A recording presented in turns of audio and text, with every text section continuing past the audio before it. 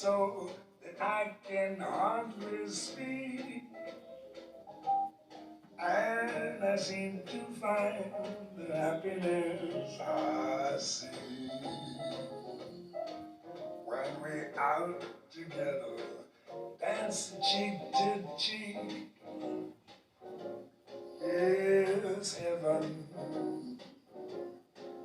I'm in heaven, and the kids that hung around me through the week seems to vanish like a gambler's lucky streak. When we out together, dancing cheek to cheek. Oh, I'd love to climb the mountain, reach the highest peak, but it doesn't thrill me half as much as dancing cheek to cheek. Oh, I'd love to go out fishing in a river or a creek, but I don't enjoy it half as much as dancing cheek to cheek. Now, mama, dance with me. I want my arms about you, the charms about you will carry me through. Yes, heaven, I'm in heaven, and my heart beats so that I can hardly speak, and I seem to find the happiness I seek when we out together, dance cheek to cheek. Take it out, swing it. Hola, ¿qué tal, querida escuche? Soy Carlos Rivas Reyes. Acabamos de escuchar una melodía muy bella, ciertamente conocida, Chic to Chic, en la voz de quien es considerado por la mayoría de los expertos en el terreno del jazz como el más grande expositor de este género musical. Y en lo personal, comparto totalmente esa opinión. Me refiero al gran Louis Armstrong, que nació junto con el jazz en la ciudad de Nueva Orleans, Luisiana, a fines del siglo XIX. ¿Por qué decidí iniciar este video escuchando tan magnífica voz de tan ilustre cantante y trompetista? Bueno, porque el video de hoy lo vamos a dedicar en términos generales a una de las novelas cumbre latinoamericanas. Me refiero a Rayuela de Julio Cortázar. Y es por demás sabido que don Julio Cortázar era un gran conocedor, un gran amante del jazz. Desde luego que pues dominaba y tenía gusto por varios géneros musicales, pero en particular el jazz le generaba una honda emoción. Entonces por eso decidí comenzar oyendo esta melodía de Louis Armstrong, personaje ilustre dentro del género del jazz que obviamente era conocido a suficiencia por el gran Julio Cortázar. Entonces en el video de hoy mi plan es el siguiente. Voy a hacer algunos comentarios generales en torno al lugar especial muy bien ganado por don Julio Cortázar en la historia de la literatura latinoamericana.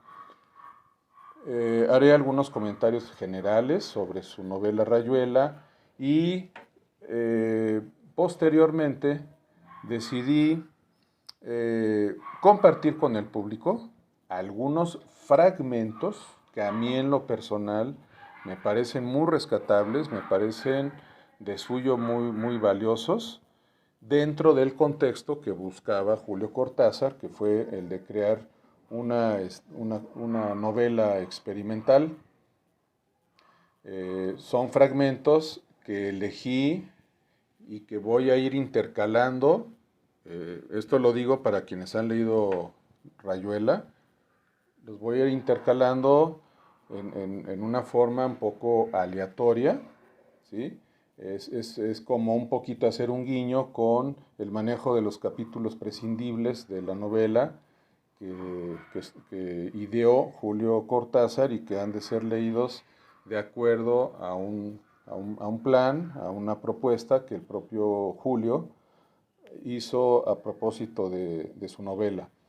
Y una vez que haya concluido lo anterior, tendré el gusto de compartir contigo, estimado escuche, un cuento de mi autoría que titulé La muerte de Juan, Julio y Horacio, en que, imbuido en ese momento por la lectura que hice con mucho interés y entusiasmo de Rayuela, ideé una historia que espero que sea de tu agrado y que desde mi punto de vista, pues sí, maneja algunas ideas, algunos aspectos que son propios de Rayuela, de Julio Cortázar. Esa es la idea general de este video y, por supuesto, es un pretexto magnífico para compartir a lo largo del video más música de jazz. Es un género que a mí en lo personal también me atrapa mucho, me ha gustado mucho desde hace varios años.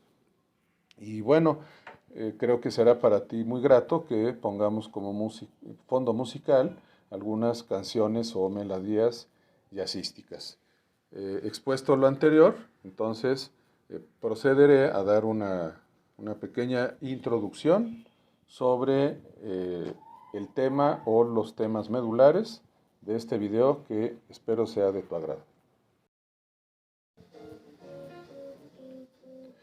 El gran escritor argentino Julio Cortázar nació a mediados de 1914 en Bélgica, justo con el estallido de la Primera Guerra Mundial, que tuvo como primer escenario de bombardeos y de muertes masivas precisamente a Bélgica y a Francia, con la implementación por parte de los alemanes del conocido como Plan Schlieffen.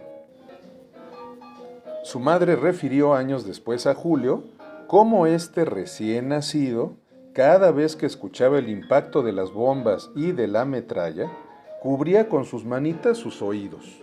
Yo interpreto esa reacción de acto reflejo como una manera de expresarle el destino que más que escuchar a los demás, su destino sería observar con los ojos al mundo, interpretar con una mente prodigiosa lo que su vista proveyera a la mente, imaginar un sinnúmero de realidades alternas a las que captó desde niño y con su mano hábil vaciar en papel lo que fuera esculpiendo mientras fuera armando sus historias, esas que hoy día han hecho que ocupen su nombre y su obra completa un nicho muy especial en la palestra de la literatura latinoamericana. Fue uno de los grandes nombres que encabezaron la conocida como generación del boom latinoamericano, que empezó a sentar sus reales a comienzos de los años 60 del siglo pasado. Otros escritores ilustres que dieron pábulo a la fama muy bien ganada de dicha generación fueron Gabriel García Márquez, Carlos Fuentes y Mario Vargas Llosa, por mencionar solo a los que más trascendieron, pues hubo otros que también aportaron obras creativas de indudable calidad literaria, como la gran Elena Garro, Guillermo Cabrera Infante, Miguel Ángel Asturias, Alejo Carpentier y Manuel Puig, a modo de ejemplo. Pues aclaro que no son los únicos, son los que he leído y que he disfrutado mucho. He de confesar, estimada escuche, que de aquellos 4 que son los principales puntales de la generación del boom, las novelas en que García Márquez llevó a su máxima expresión el realismo mágico no tienen parangón alguno desde mi punto de vista. Mi favorita es Amor en los tiempos del cólera.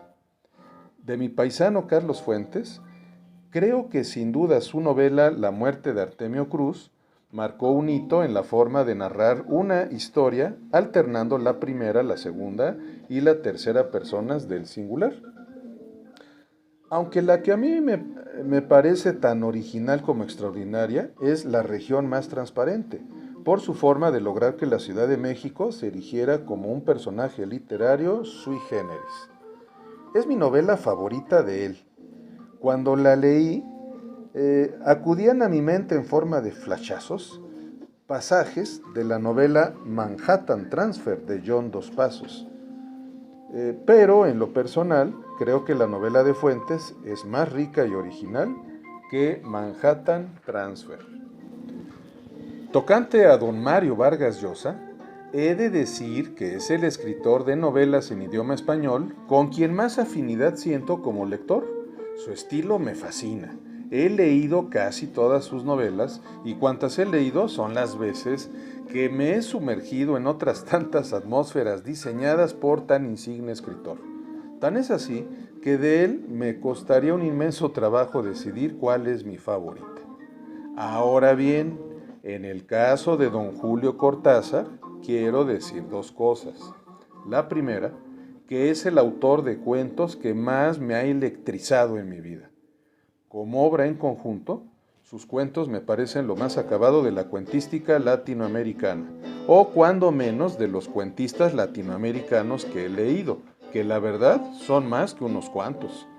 La segunda cosa que quiero señalar es que a partir del día que terminé de leer su excelente novela Rayuela, cuando tendría yo unos 22 años de edad, la forma tan novedosa y magistral en que aprendí que se podía armar su trama, en particular de acuerdo a la recomendación que el propio Cortázar realiza a propósito de los conocidos como capítulos prescindibles de la novela, me cautivó tanto que a partir de entonces se disparó muchísimo más mi decisión por ampliar mi abanico de interés por conocer novedosas formas de escribir literatura. De ahí vino mi curiosidad por conocer otros escritores latinoamericanos de vanguardia, como Vicente Huidobro, por ejemplo. Se me pasó decir cuando me refería hace un instante a su producción cuentística, que fue por la lectura e inmenso disfrute de sus cuentos que me atreví a probar como escritor en el abordaje de esa forma literaria, alternándola con la poesía, que es el único género literario que yo ejercía hasta que descubrí el maravilloso mundo cuentístico de Cronopias y otras cosas de don Julio Cortázar. Y se lo agradezco mucho al autor de Moebius y otros muchísimos cuentos excelentes, porque, aunque sea de una forma algo tardía, descubrí que me siento más suelto y con necesidad de decir algo escribiendo cuentos que construyendo poemas. Incluso, estimada escuche, aquí también aprovecho para comentar que uno de los cuentos que más he disfrutado de don Julio Cortázar es uno del que ofrezco una disculpa, no recuerdo el título exacto, no me quiero equivocar, pero es donde narra, describe literalmente un encuentro boxístico, porque has de saber, si es que no conoces el dato, que él era un gran seguidor del boxeo. Y a raíz de que leí ese cuento, tiempo después me vino la idea de yo escribir un cuento sobre un tema deportivo, es decir, narrando un encuentro deportivo. Y bueno, pues en mi caso personal, el deporte que más llevo en la sangre, el deporte que más me ha seducido durante muchísimos años es el tenis. Y entonces de ahí me vino la idea, insisto, años después de haber leído este maravilloso cuento de Julio Cortázar, la idea de hacer un relato literario sobre un partido memorable de las hermanas Williams, muy conocidas en el medio tenístico mundial, cuando escenificaron una final de Wimbledon en el año 2008, Y bueno, pues es un relato literario que por si es de tu interés, estimada escuche, y si es que no lo has oído, con mucho gusto te convoco para que lo conozcas. Lo subimos, mi querido editor Rodolfo y yo, bajo el título Las Hermanas Williams, una apasionada crónica. Aquí entre nos es uno de mis relatos favoritos y entonces indirectamente pues estoy en deuda con este insigne escritor belga, argentino, francés, de quien estamos hablando, don Julio Cortázar. Ahora bien, el cuento de mi autoría que quiero compartir contigo el día de hoy, estimada escuche, lo titulé La muerte de Juan, Julio y Horacio, en que el nombre de Julio es una obvia referencia al propio Julio Cortázar. El de Horacio alude al personaje principal de Rayuela, Horacio de Oliveira. Y el nombre de Juan, como lo señalo en el cuento, habrá de tenerse como un homónimo de un tal Juan Pérez Jolote. La muerte simultánea de mis personajes que aparecen en el relato deriva de un ejercicio experimental que ardía en deseos de realizar hace unos 10 años, que es cuando escribí mi cuento.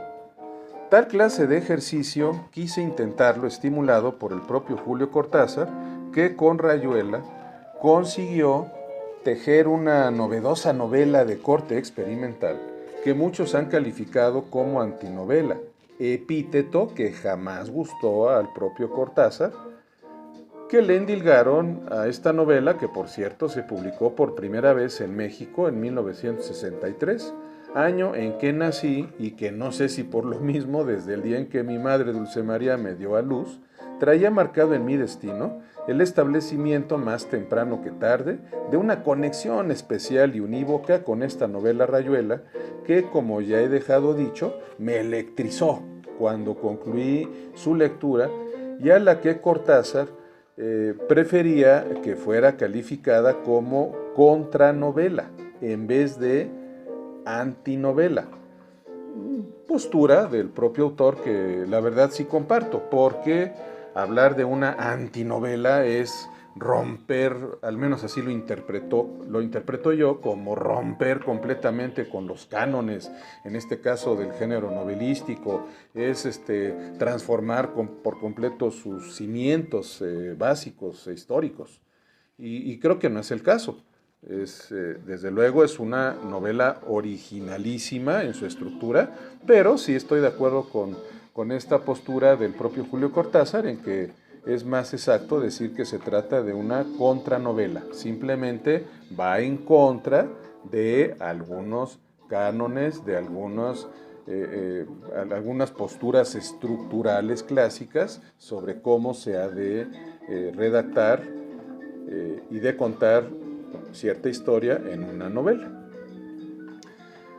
Por otra parte, creo esta vez ocioso hacer una semblanza biográfica de este singularísimo escritor belga, argentino, francés, como dije hace rato, pues igual que acerca de su novela Rayuela, hay muchas magníficas fuentes de información, tanto en libros como en YouTube, estimada escuche, a las que te puedes acercar en caso de que no poseas mucha información al respecto. Si eres de quienes me han privilegiado escuchando varios de los videos que mi querido editor Rodolfo y yo hemos ido subiendo a mi canal a lo largo de medio año, te habrás dado cuenta de que cuando algún cuento o poema lo he precedido de una vasta introducción acerca de un personaje importante de la cultura universal, siempre se ha tratado de un científico, porque desafortunadamente una tendencia cultural y mundial siempre ha sido investigar más, escribir más y difundir más acerca de la vida y obra de escritores y artistas, más que de científicos. Esto a grado tal que, según he constatado a lo largo de varias décadas, a los científicos no se les incluye dentro del grupo que la sociedad da en llamar intelectuales. Pero sé que ese es otro tema que no cabe desarrollarlo en este video. Por eso, en vez de hacer una amplia referencia a la vida y obra del gran Julio Cortázar, se me ocurrió compartir contigo, estimada escuche, algunos fragmentos de su novela Rayuela, que si no te has asomado a su contenido, espero que la lectura que voy a hacer de algunos fragmentos te motive para que tomes la sabia decisión de hacerlo. Si en cambio eres un fan cortazariano o cuando menos ya leíste su novela Rayuela, creo que no te disgustará en absoluto hacer de nuevo comunión con los fragmentos que voy a leer, incluyendo, por supuesto, el memorable e infaltable capítulo 7, así como también el originalísimo capítulo 68. Y que a mí en lo personal me resultaron lo suficientemente atractivos como para extraerles de ese modo tan lleno de existencialismo, de realismo mágico y de sabrosos y picantes absurdos que desde mi punto de vista permean a lo largo de esta novela que por sí sola bastaba para incluir a don Julio Cortázar, quien siempre reconoció que se le daba más escribir ficciones que abordar el género ensayístico, entre las estrellas más brillantes de la constelación de insignes exponentes de la literatura latinoamericana.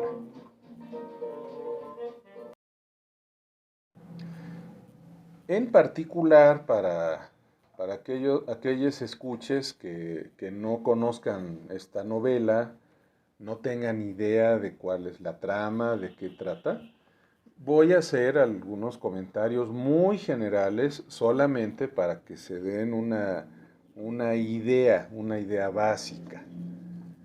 Porque el propósito de este video no es hacer un análisis ni mucho menos de la novela. Es simplemente dar a conocer algunos fragmentos y concluir el video con un cuento de mi autoría inspirado en la historia de Rayuela.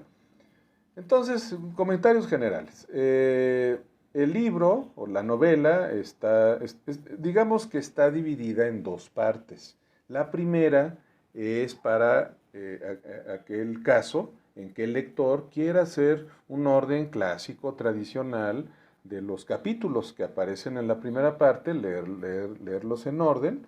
Entonces se divide en dos segmentos. El primero está titulado como Del lado de allá, que abarca de los capítulos 1 a 36. Todo lo que se narra en esa parte de la novela ocurre en París, ciudad que por cierto conoció muchísimo Julio Cortázar simplemente por el número de años que vivió en París. Los protagonistas centrales de la novela son Horacio, que es en una palabra, asume la personalidad de un intelectual de la época. Aquí es importante ubicarlo en su contexto cronológico. Es cuando la Francia, la Europa de esos tiempos, estamos hablando de los años 50, está muy imbuida del existencialismo, de la corriente filosófica conocida como existencialismo. El otro personaje, pues, es la maga. Digamos que ella va a ser su compañera. Era una mujer un poco, diría yo, antitética a Horacio, en el sentido de su personalidad, sus gustos, su cultura general, pues nada que ver con Horacio. Era una mujer más sencilla, diría yo, divertida, con un enfoque de la vida distinto, pero esto creo que también le da no solo frescura, sino que le da riqueza a los diálogos, a los encuentros que van teniendo a lo largo de la trama Horacio y la maga. Ella en muchos momentos pues no alcanza a comprender algunas ideas que externa Horacio o incluso algunos diálogos que sostiene Horacio con los miembros de un club de lectura que aparece descrito dentro de la novela, conocido bajo el nombre de La Serpiente. Ahí se sostienen de verdad diálogos muy interesantes. Resulta que la maga, esto es importante decirlo, tuvo un hijo llamado Rocamadour, que en algún momento de la novela pues fallece, la maga cae en un estado de depresión importante y desaparece. Después en la segunda parte de la novela, repito, en este abordaje, leyendo los capítulos en orden de la novela, bueno, pues viene la segunda parte titulada como Del lado de allá, abarca de los capítulos 37 al 56 y aquí ya la historia se desarrolla en Argentina, cuando Horacio regresa a su país de origen y bueno, suceden una serie de experiencias, de aventuras interesantes. Tiene, por cierto, una nueva novia y aparecen en el escenario dos amigos de Horacio. Uno de ellos, Manuel Traveler. Para quienes han leído la novela saben que también pues asume en esta segunda parte un rol interesante. Y él tiene una compañera Talilda, que algo importantísimo, físicamente, incluso en algunos rasgos de su personalidad, se parece mucho a la maga. Entonces esto hace que Horacio, con mucha frecuencia, cada vez que ve o sostiene algún diálogo con Talilda, crea estar viendo a la maga. Y esto llega al extremo de que pues prácticamente Horacio empieza a experimentar ciertos delirios, uno de ellos incluso el de persecución. La historia en algún momento se desarrolla dentro de un hospital psiquiátrico y en el mero final de la novela, y esto si quiero precisarlo, es un final, al menos así lo interpreto yo, es un final un poco abierto. No se, no se deduce con claridad si Horacio se suicida o ocurre algún otro desenlace.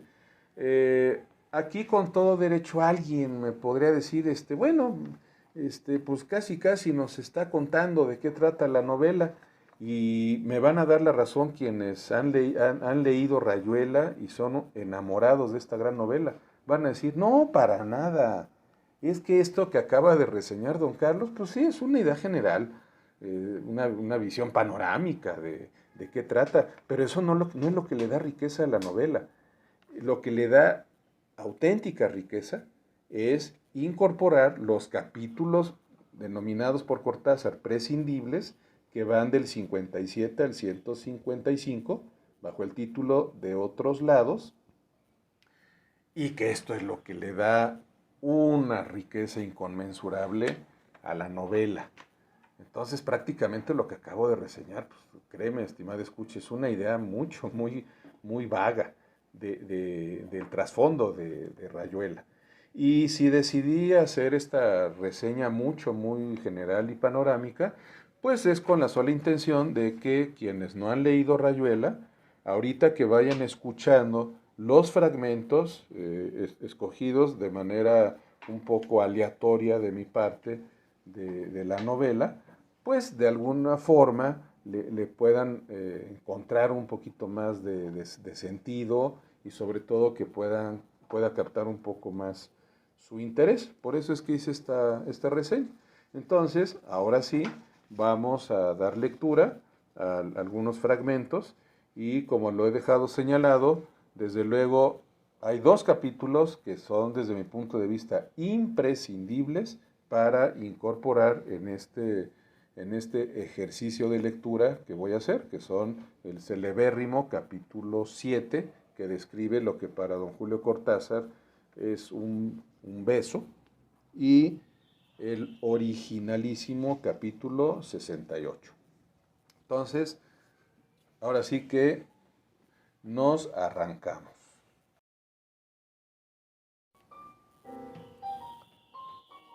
Fíjate, estimada escuche, que me causó una honda alegría descubrir en uno de los primeros capítulos de Rayuela que los dos personajes centrales, Horacio Oliveira, repito los nombres, Horacio Oliveira y la maga, cuyo nombre real era Lucía, por cierto, de una vez lo dejo dicho, porque va a haber por ahí uno o dos fragmentos en que voy a aludir al nombre de Lucía.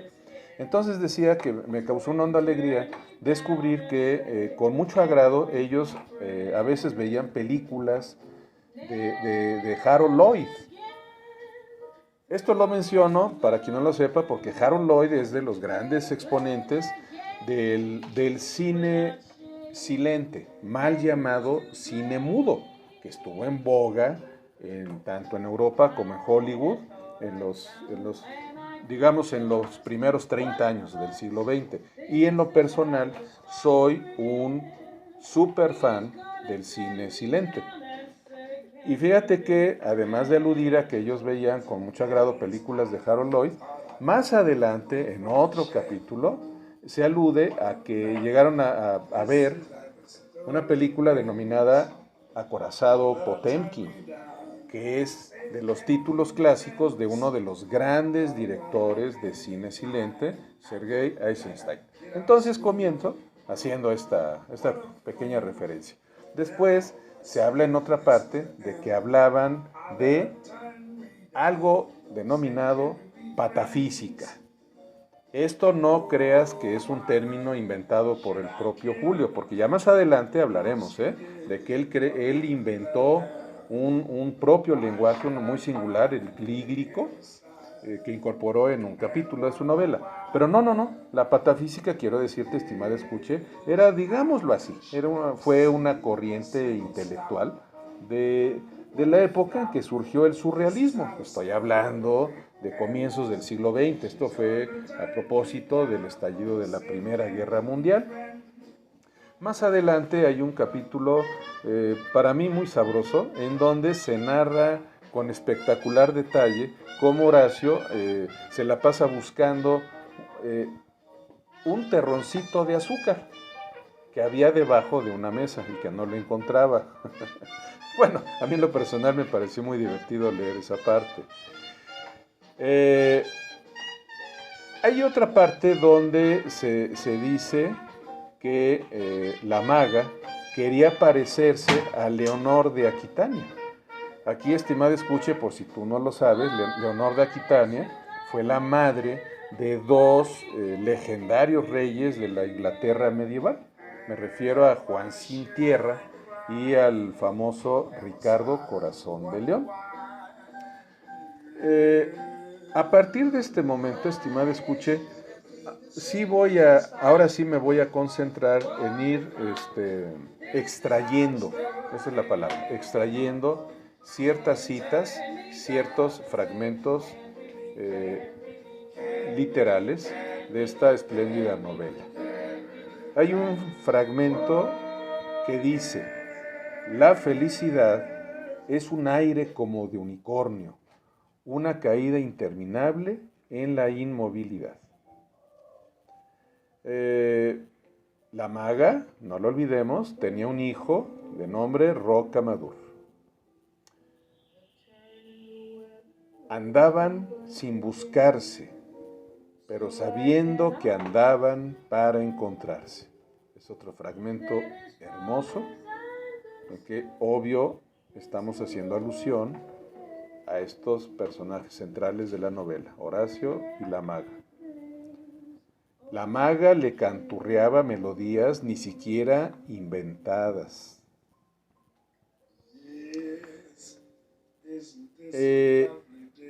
Perdón, hay otro fragmento, es que no lo voy a citar textual, voy a hacer una síntesis. Hay un fragmento en que la voz la tiene Horacio, en que explica o dice y lo señala con un cierto dejo de angustia, que siempre ha de recoger algo que se le cae, porque si no,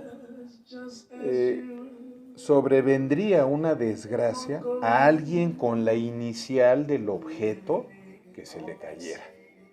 Esa parte también me pareció muy padre, muy interesante, muy original. Hacían el amor con un virtuosismo desapegado y crítico, a decir de Horacio. No estaban enamorados, pero caían en silencios terribles. Luego, a propósito del tiempo, hay un fragmento que dice: la espuma de los vasos de cerveza se iba poniendo como estopa, se entibiaba y contraía mientras se miraban Horacio y la maga. La maga soñaba con ser cantante de Lieder. Aquí, por si no lo sabías, estimado escuche, el Lieder es un tipo de canto en alemán muy hermoso. Rocamadour heredó el nombre de su padre. No somos adultos, Lucía. Es un mérito, pero se paga caro. En realidad, después de los 40 años, la verdadera cara la tenemos en la nuca, mirando desesperadamente para atrás. ¿Qué clase de presente sentía Mondrian mientras bailaba? Aquí, estimada escuche, he de hacer una pequeña pausa para comentarte que Mondrian, alude a uno de los pintores más interesantes de la primera mitad del siglo XX, Piet Mondrian, a quien voy a hacer referencia más adelante, eso sí, en un capítulo memorable desde mi punto de vista, en que sosteniendo, si no mal recuerdo, un diálogo Horacio con los otros miembros del club de lectura, se ponen a hacer un análisis sobre el estilo pictórico de Mondrian y hacen una comparación con el estilo pictórico de otro pintor de esa época, Paul Klee. Pero aquí en esta parte lo que sí quiero puntualizar es que Mondrian efectivamente tenía fama de ser un gran bailarín. Además de pintar, frecuentaba salones de baile. En otra parte, la maga dice lo siguiente: yo pienso a veces en matarme, pero veo que no lo voy a hacer. No creas que es solamente por Rocamadour. Antes de él era lo mismo. La idea de matarme me hace siempre bien. Pero vos, que no lo pensás, ¿por qué decís peligros metafísicos? También hay ríos metafísicos, Horacio. ¿Te vas a tirar a uno de esos ríos? A lo mejor, dijo Oliveira. Eso es el Tao. A mí me pareció que yo podía protegerte. No digas nada. Enseguida me di cuenta de que no me necesitabas. Hacíamos el amor como dos músicos que se juntan para tocar sonatas. Preciso lo que decís. Era así. El piano iba por su lado y el violín por el suyo, y de eso salía la sonata. Pero ya ves, en el fondo no nos encontrábamos. Me di cuenta enseguida, Horacio. Pero las sonatas eran tan hermosas. Sí, querida.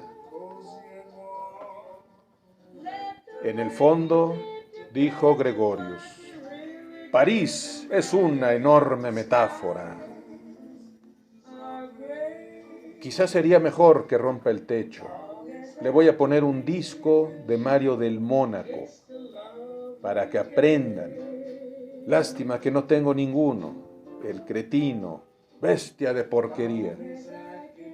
Aquí, estimada escuche, hago de nuevo una pequeña pausa para comentarte que Mario del Mónaco fue un excelso cantante de ópera de mediados del siglo XX. Después, en otro fragmento, la maga dice: Horacio me trata de sentimental, me trata de materialista, me trata de todo porque no te traigo o porque quiero traerte, Rocamadour, porque renuncio, porque quiero ir a verte, porque soy capaz de caminar 1 hora bajo el agua. Si en algún barrio que no conozco pasan Potemkin y hay que verlo aunque se caiga el mundo Rocamadour.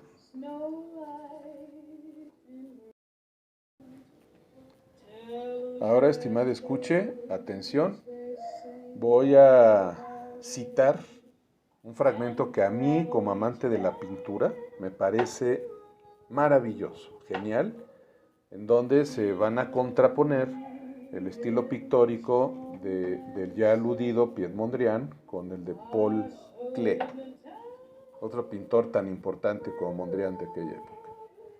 El fragmento textualmente dice: fíjate un poco en Mondrian, decía Etienne. Frente a él se acaban los signos mágicos de un Klee. Klee jugaba con el azar, los beneficios de la cultura. La sensibilidad pura puede quedar satisfecha con Mondrian, mientras que para Klee hace falta un fárrago de otras cosas.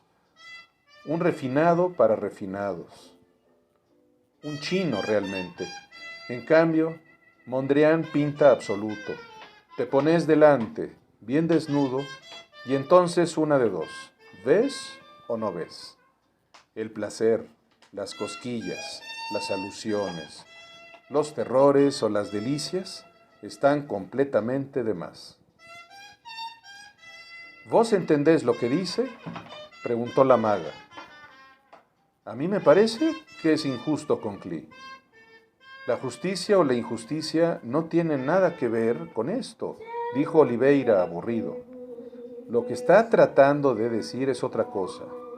No hagas enseguida una cuestión personal.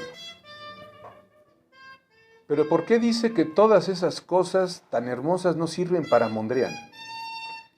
Quiere decir que en el fondo, una pintura como la de Klee te reclama un diploma en lettres, o por lo menos es poesía, en tanto que Mondrian se conforma con que uno se mondrianice y se acabó. No es eso, dijo Etienne. Claro que es eso, dijo Oliveira.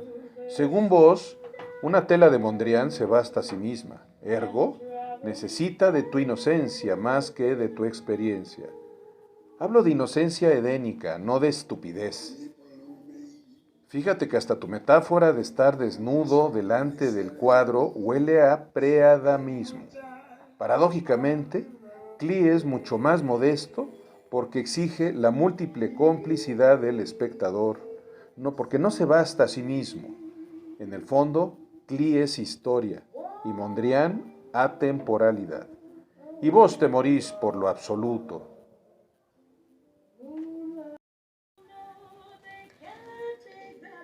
El Ayura. Pero ¿quién nos curará del fuego sordo, del fuego sin color que corre al anochecer por la Rue de la Luchette, saliendo de los portales carcomidos, de los parvos zaguanes, del fuego sin imagen que lame las piedras y acecha en los vanos de las puertas?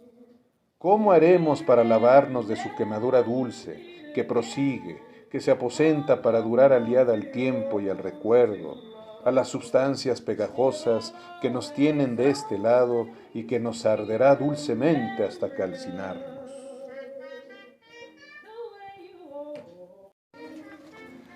¿Cuántas veces me pregunto si esto no es más que escritura, en un tiempo en que corremos al engaño entre ecuaciones infalibles y máquinas de conformismos? Pero preguntarse si sabremos encontrar el otro lado de la costumbre, o si más vale dejarse llevar por su alegre cibernética, ¿no será otra vez literatura? Entre el yin y el yang, ¿cuántos eones? Todo es escritura, es decir, fábula. Pero ¿de qué nos sirve la verdad que tranquiliza al propietario honesto? Nuestra verdad posible tiene que ser invención. Decir escritura, literatura, pintura, escultura, agricultura, piscicultura, todas las turas de este mundo. Los valores, turas. La santidad, una tura. La sociedad, una tura. El amor, pura tura. La belleza, tura de turas.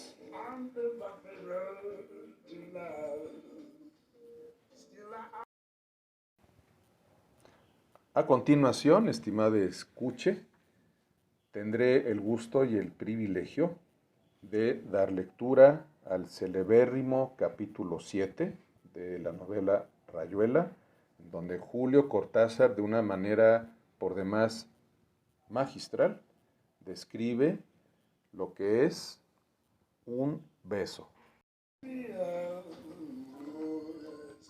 Toco tu boca, con un dedo toco el borde de tu boca. Voy dibujándola como si saliera de mi mano, como si por primera vez tu boca se entreabriera, y me basta cerrar los ojos para deshacerlo todo y recomenzar. Hago nacer cada vez la boca que deseo, la boca que mi mano elige y te dibuja en la cara. Una boca elegida entre todas, con soberana libertad elegida por mí, para dibujarla con mi mano por tu cara.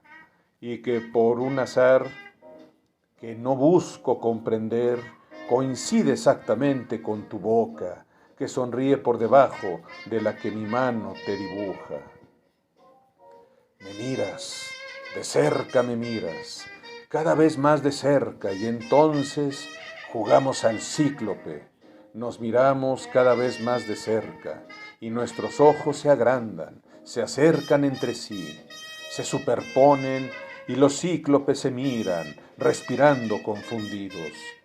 Las bocas se encuentran y luchan tibiamente, mordiéndose con los labios, apoyando apenas la lengua en los dientes, jugando en sus recintos donde un aire pesado va y viene con un perfume viejo y un silencio. Entonces mis manos buscan hundirse en tu pelo, acariciar lentamente la profundidad de tu pelo, mientras nos besamos como si tuviéramos la boca llena de flores o de peces, de movimientos vivos, de fragancia oscura. Y si nos mordemos, el dolor es dulce, y si nos ahogamos en un breve y terrible absorber simultáneo del aliento, esa instantánea muerte es bella. Y hay una sola saliva y un solo sabor a fruta madura, y yo te siento temblar contra mí como una luna en el agua.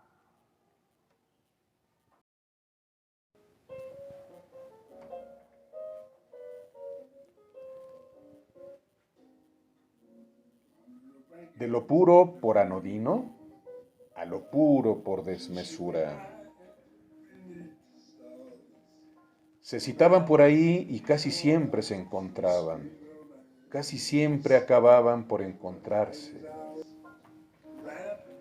Cómo a Oliveira lo fascinaban las sinrazones de la maga, su tranquilo desprecio por los cálculos más elementales, lo que para él había sido análisis de probabilidades o simplemente confianza en la rabdomancia ambulatoria, se volvía para ella simple fatalidad.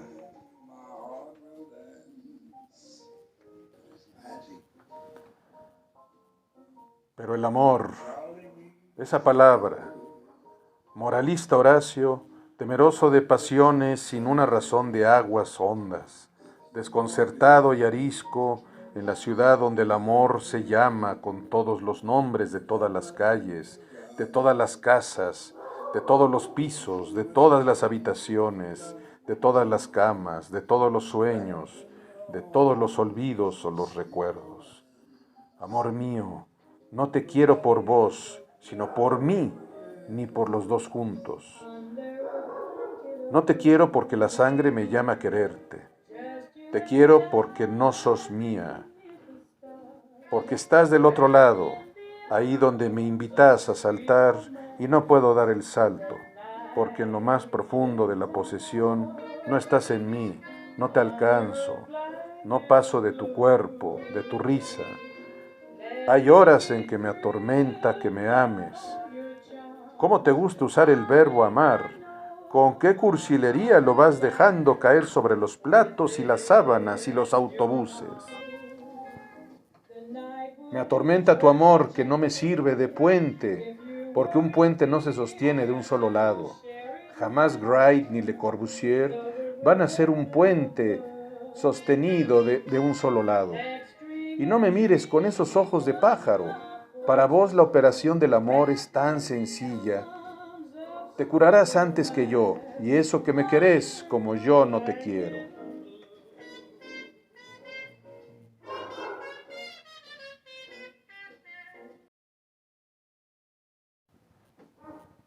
A continuación, estimada escuche, para tus oídos. ¿Por qué lo digo? Porque voy a dar lectura al celebérrimo capítulo 68 de esta novela inmortal Rayuela. Explico brevemente porque es un capítulo de verdad originalísimo.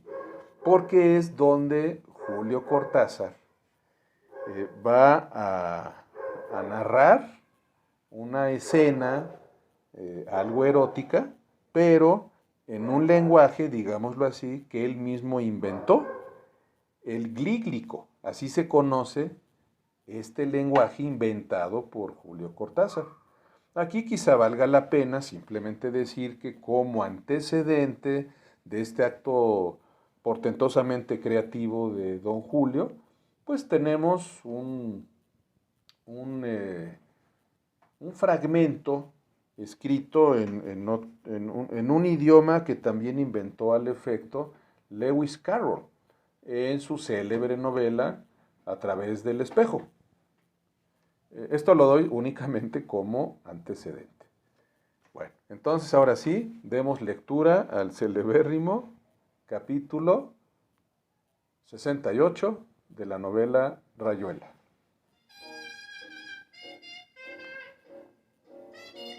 Apenas él le amalaba el noema, a ella se le agolpaba el clémiso, y caían en hidromurias, en salvajes ambonios, en sus talos exasperantes.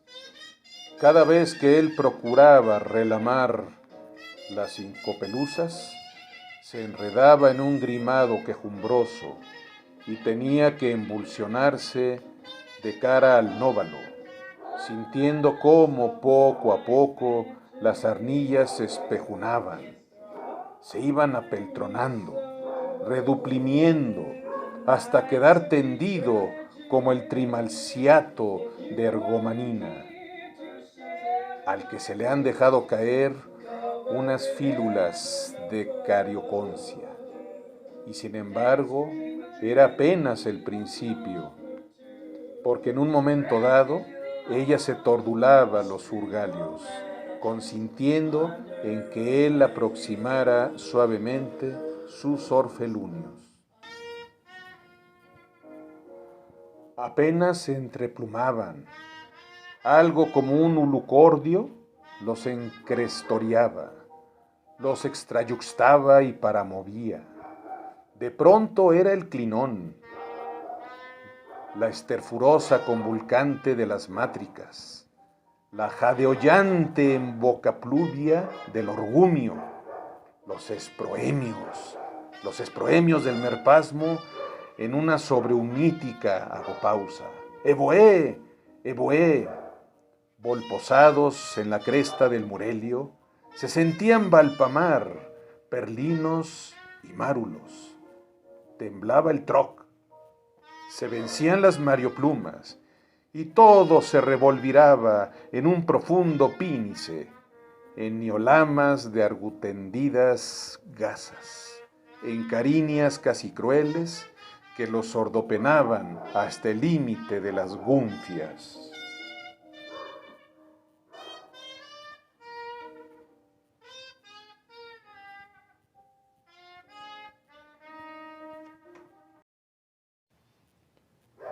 ¿Qué tal, estimada escuche? Originalísimo el texto de este capítulo, ¿verdad? Quiero cerrar la lectura de este capítulo 68, pues señalando que el glíglico se estructura a base de gitanjáforas. Gitanjáforas, por si no lo sabes, estimada escuche, es justamente eso, es idear, manejar, inventar términos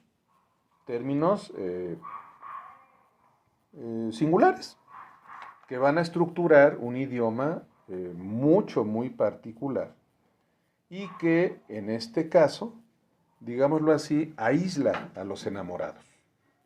Esta idea a mí me parece bellísima, ¿sí? Vamos, yo pienso en cualquier pareja de enamorados, si es que no lo han hecho, pues aquí tienen una invitación a hacerlo. Pueden crear su propio idioma, su propio lenguaje, inventar un vocabulario que al utilizarlo entre ustedes los ayude a comprender qué le quiere decir o hacer sentir uno al otro, pero con el orgullo y con el gusto de que los demás pues se queden con signo de interrogación en la mente.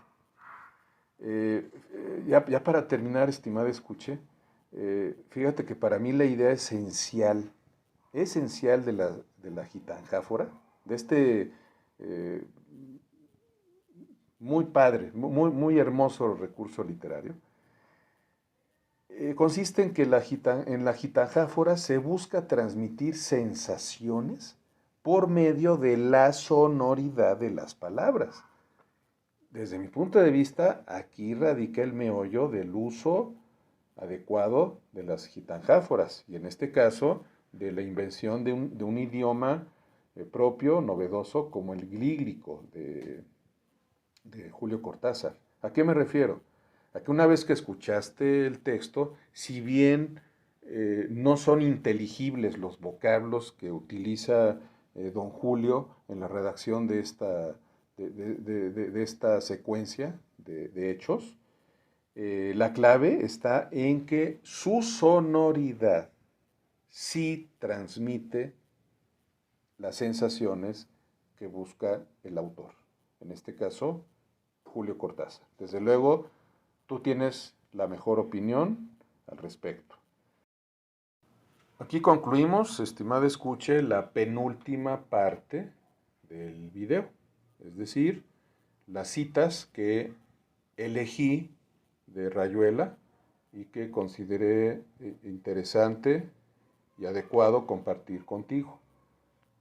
Quiero reiterar que si eres una persona que no se ha dado el gusto de asomarse a esta novela, bueno, pues ya con todo lo que he dicho en la introducción, con los fragmentos que has escuchado, pues para mí sería muy grato enterarme de si esto ha sido suficiente motivación para que te asomes a conocer esta espléndida novela Rayuela.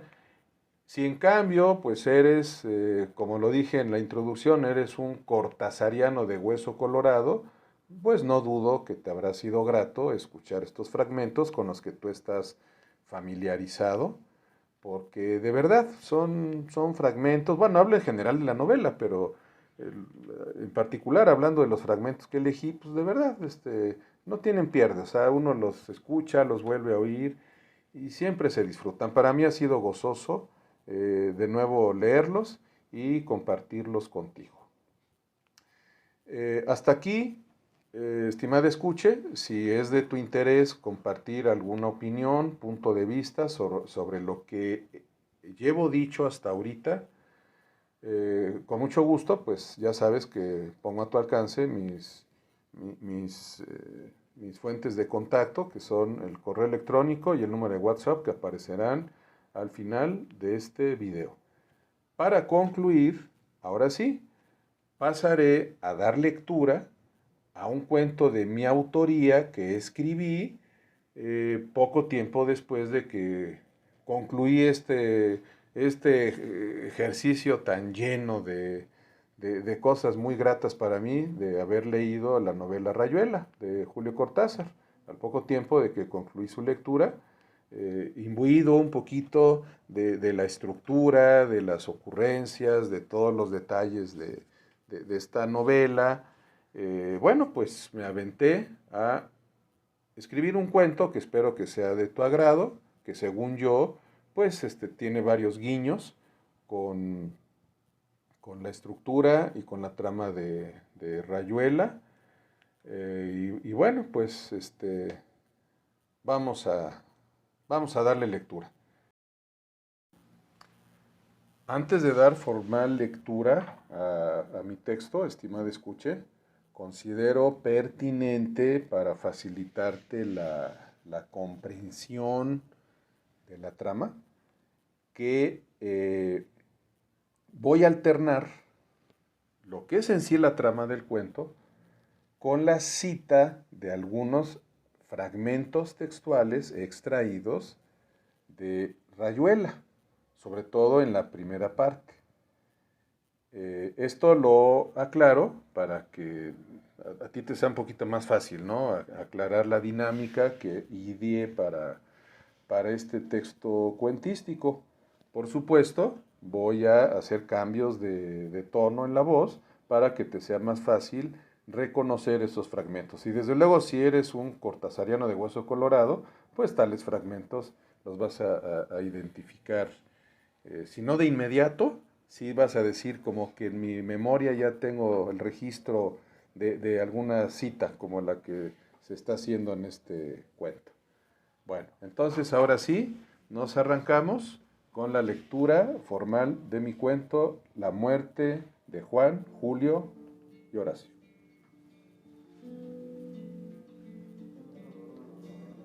¡Pendeja! Es usted una soberana pendeja. Ni una perra mal parida sería lo suficientemente estúpida como para hacer lo que usted dejó embarrado en mi ya por su culpa culera vida. Hija del demonio, ¿Cuántas veces me pregunto si esto no es más que escritura, en un tiempo en que corremos el engaño entre ecuaciones infalibles y máquinas de conformismos? Ni mi abuela cucunana, que ya de por sí tuvo fama bien ganada en la primaria de niña castrada del cerebro, hubiera escrito un 4 como un 9, que son las veces que maldigo la existencia de usted, cotuqueña polisaturada, la camaninacuta petorra. And there's blues upon my shelf, and there's blues in my bed, 'cause I'm sleeping by myself. Do you think that I hate you? No, of course not. I just want to kill you, but before, I would make you eat your own poops. Yes, you. El muchacho de la fila estaba clavado a la lectura de su libro con los ojos, mientras con los oídos lo estaba a la altisonante prorrupción de cascadas vocalconsonantadas que fluían con soltura de la boca glamorosa de la clienta del banco desde hacía 1 hora con 6 minutos y 2 segundos, de manera tal que en el hemisferio izquierdo del cerebro de aquel oyente se mixturizaban los kilos y kilos de vocablos que, como si fuera una maga, aquella clienta del banco de nombre Lucía expectoraba sin cesar.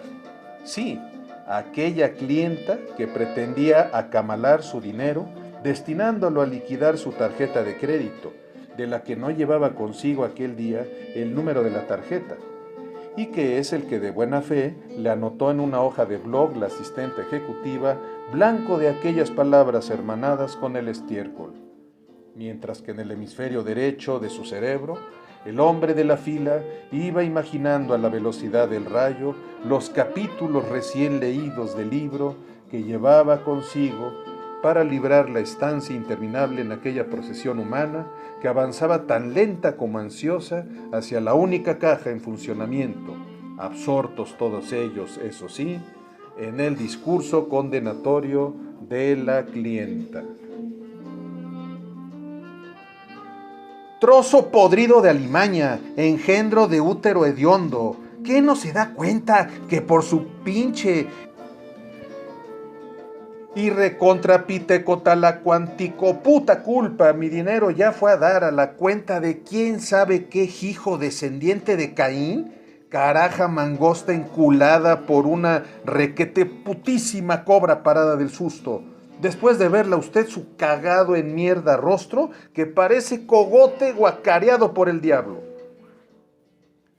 Cuando estaba yo en mi causa, no tenía a Dios, me quería a mí mismo y no quería nada más. Era lo que quería y quería lo que era, y estaba libre de Dios y de todas las cosas.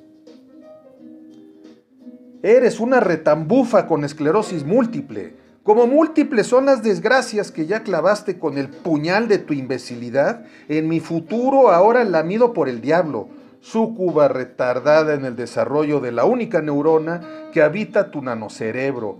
Claro, ¿cómo no? Si la que te parió pensó tanto, pero de veras tanto, de si cometer el pecado mortal de traerte al mundo, que cuando te escupió por la rajadura de su entrepierna, te edulcoró la vida con su hueva. Lógica heredera de tanto pensarlo, desgraciada fetiche de Belcebú. Los problemas, dijo Traveler, son como los calentadores primos. Todo está muy bien hasta que revientan. ¡Mentecata minuta! La asistente, en efecto, era de corta estatura. Yo también, dijo, te llamé porque juntamente, mientras trabajaba, tuve un sueño. ¡Patrona de los caños tapados! La noticia corrió como un reguero de pólvora. ¡Clamidia malandrina! Legus ed o rata. Mejor sería que dejaras tranquila la almohada y me cambiaras la cabeza. Tras 4 horas y 9 segundos de esperar su turno en la fila, el hombre que nos ocupa por fin estaba frente a la ventanilla correspondiente. Dictó sus datos de identificación en el banco que le requirió el cajero para dar de alta en el sistema el depósito correspondiente. Lo que, por cierto, era el importe de un primer premio internacional de lectura de comprensión obtenido en una ciudad argentina. Nombre. ¿Su nombre, señor? Horacio Oliveira de Cortázar. ¿Número de cuenta, señor? No lo recuerdo en este momento. Discúlpeme, siempre lo tengo memorizado. Ahora no sé por qué se había compenetrado demasiado en la lectura de su libro. Lo he olvidado. Por favor, verifíquelo en su pantalla si es posible. Desde luego que sí. No se preocupe usted. ¿Con su nombre es suficiente? Sí, con su nombre es suficiente, dado que según la pantalla, usted es el único que aparece registrado con ese nombre. Ya lo tengo. Su número de cuenta.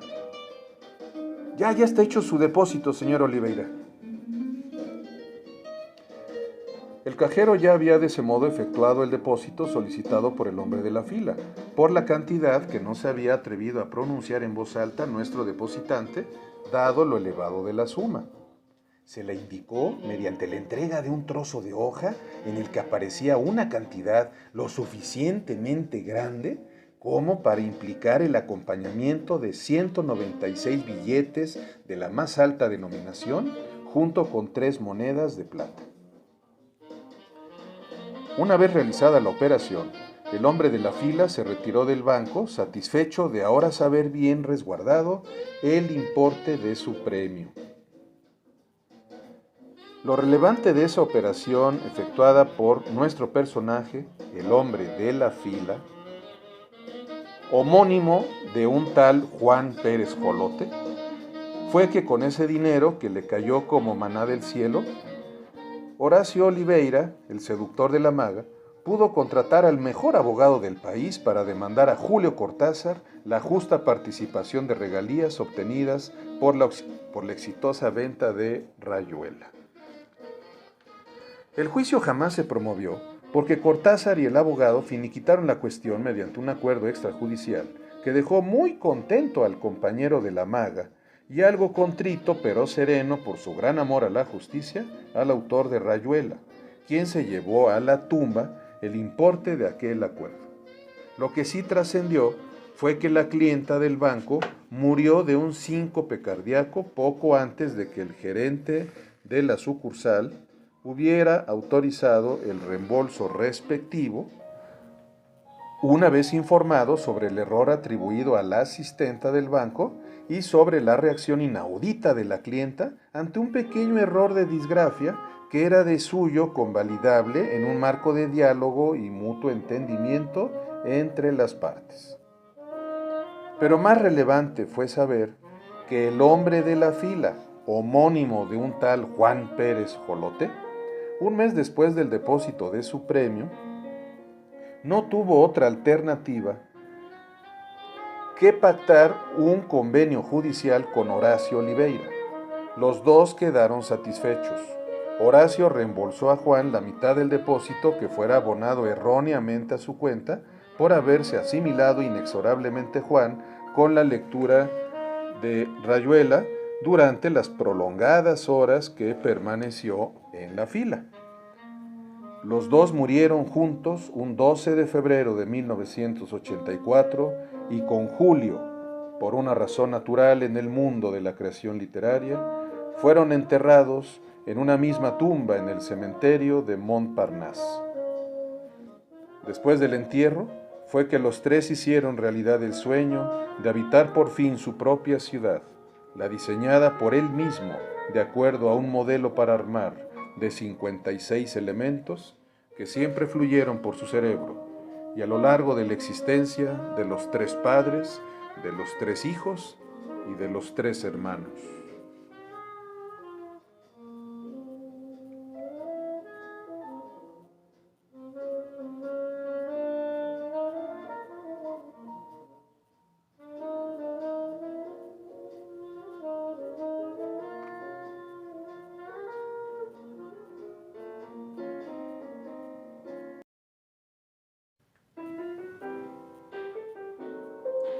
Bueno, estimada escuche, para mí ha sido una experiencia gratísima haberme vuelto a sumergir en el mágico y esplendoroso mundo cortasariano.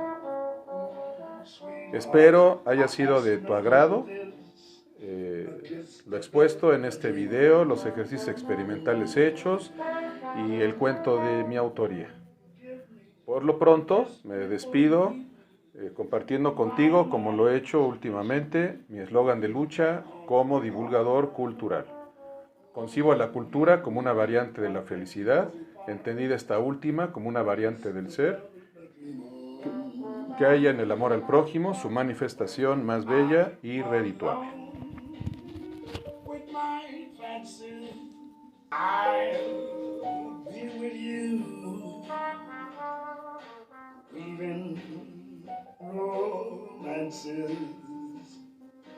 Making believe they're true. Oh, give me your lips for just a moment, and my imagination will make that moment live. Give me what you alone can give, a kiss to build the dream on.